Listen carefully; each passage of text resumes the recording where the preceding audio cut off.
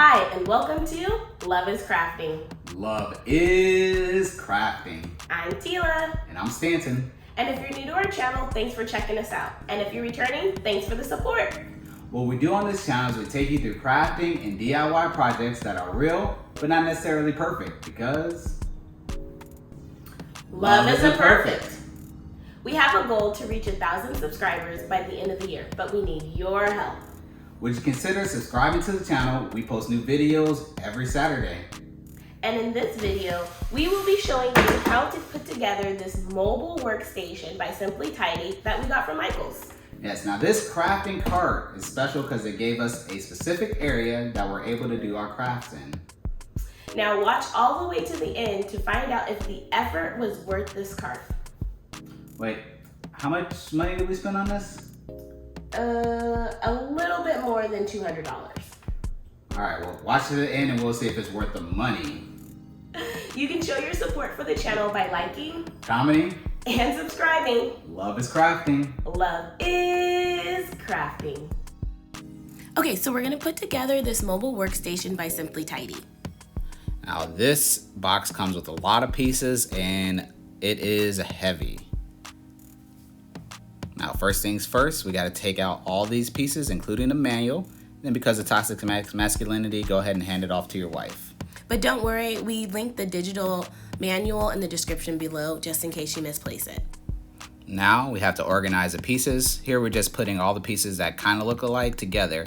That way they'll be easier to find. Here we start to argue about what the directions say and what we're supposed to do. So we eventually decided to follow the instructions and start with PC. Now board C starts with screwing in 8 of these little screws. You'll see it in the diagram here. And you insert these little wooden pegs into board C as well. Also known as wooden dongles. Whatever, you know what I mean.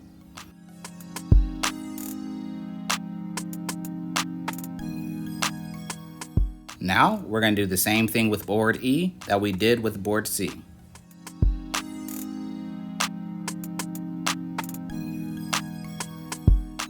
As you all know, Tila needed to reconfirm with the directions. Of course, we have to make sure we're doing it right. Next, we're going to go ahead and grab board A and board B. You can't see it, but I promise it's board A and B. So the process for board A and board B are just like board C and board E, except this time you only have to screw in 6.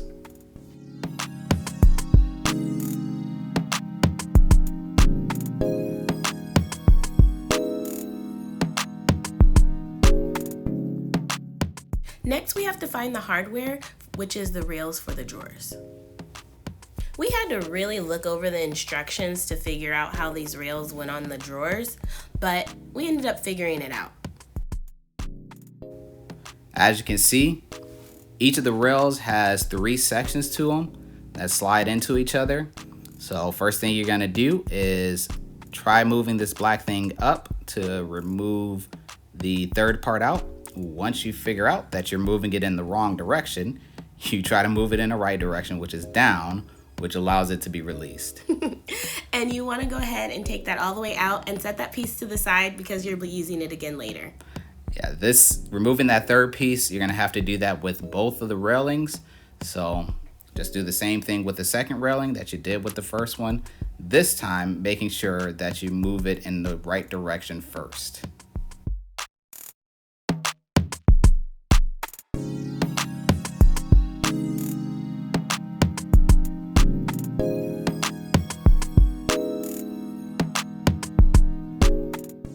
After you remove the part of the railing, you're going to install the remaining portion of the railing to the boards. Now, each of the boards are going to have 4 pieces of railing, and you just want to install it so that the edge of the railing is flush with the board. Just make sure that the part that extends from the railing extends past the board. And when you're done, you should have something similar to this diagram right here.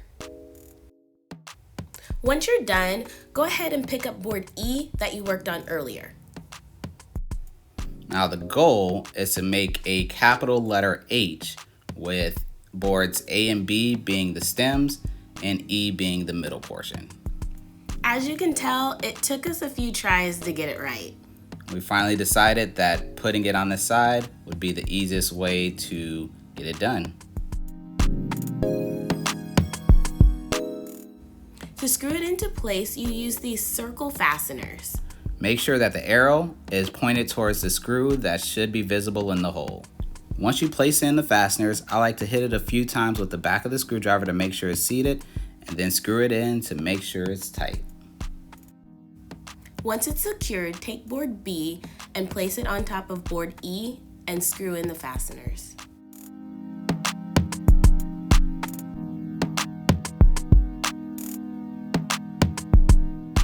Now this is the part of the process that you would normally move on to board D. But remember, love isn't perfect and neither are we. Yeah, so we figured out that the dongles here should be on the other side, the side without the railing.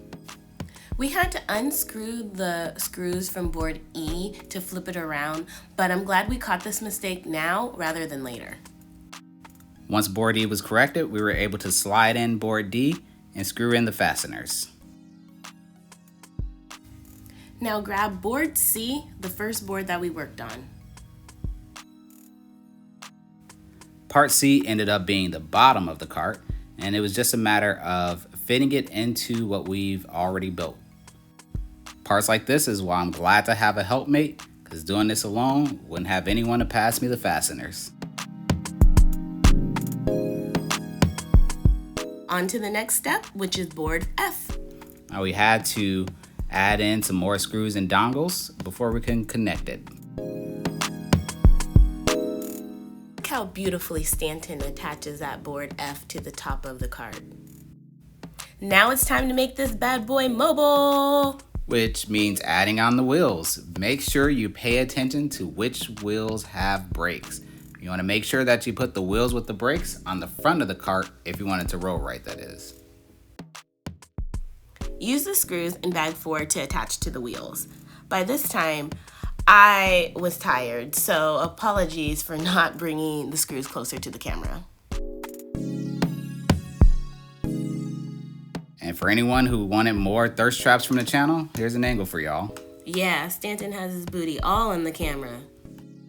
Now Simply Tidy has their act together because they labeled the wheels without the brakes, number 6, to keep them separate. We just added it onto the cart.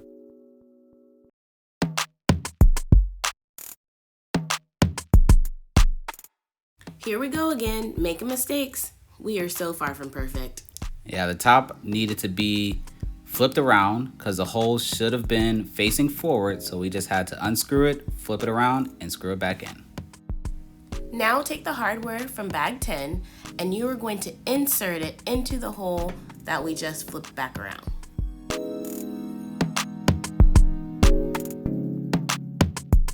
When you insert the hinges, make sure that the hinge swings up and not down.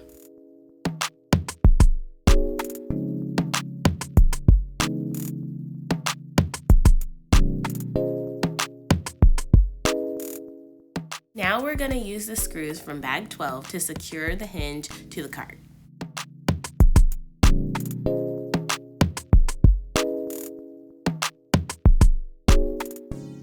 Now we're moving on to board G. This is just the top part of the hinge that will close the cart.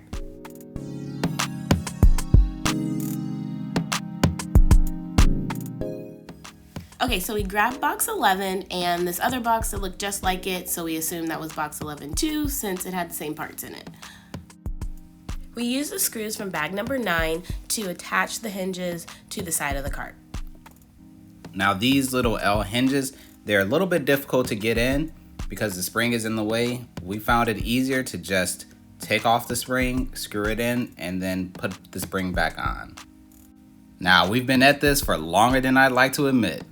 So it's time for a Kool-Aid break. What's your favorite flavor of Kool-Aid? Ours is red. Now, board H is what I call the wings of this cart, but it's just a shelf that goes onto the bracket that goes up and down. So Stanton's just laying down while I do all the heavy lifting and turning the cart around. No, he really did do a good job putting the shelf together.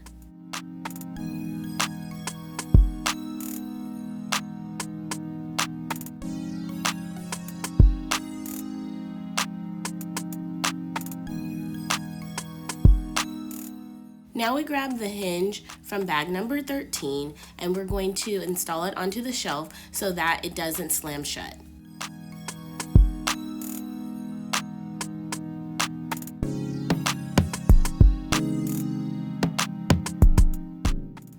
Once the hinge is installed, you can use an Allen wrench on the inside to determine how hard or soft the lid closes.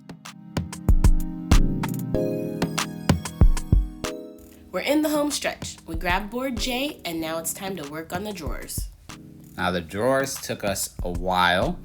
Now we had to screw in some more screws and dowels. Once you get the screws and board J, grab L and M, and that's going to be the sides of the drawers. Make sure that you line up that gap because the next portion is going to need to slide in.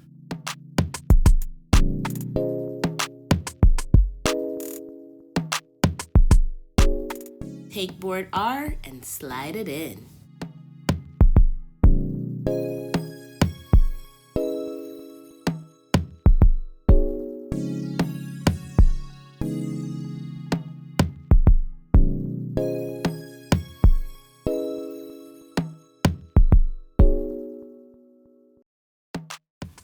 All these boards go together pretty much the same, except they're just different letters because they're different lengths.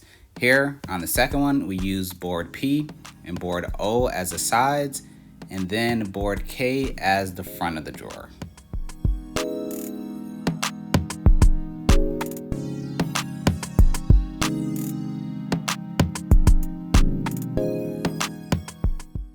Once we slide in the bottom of the drawer, we use board Q to top it off and screw it in.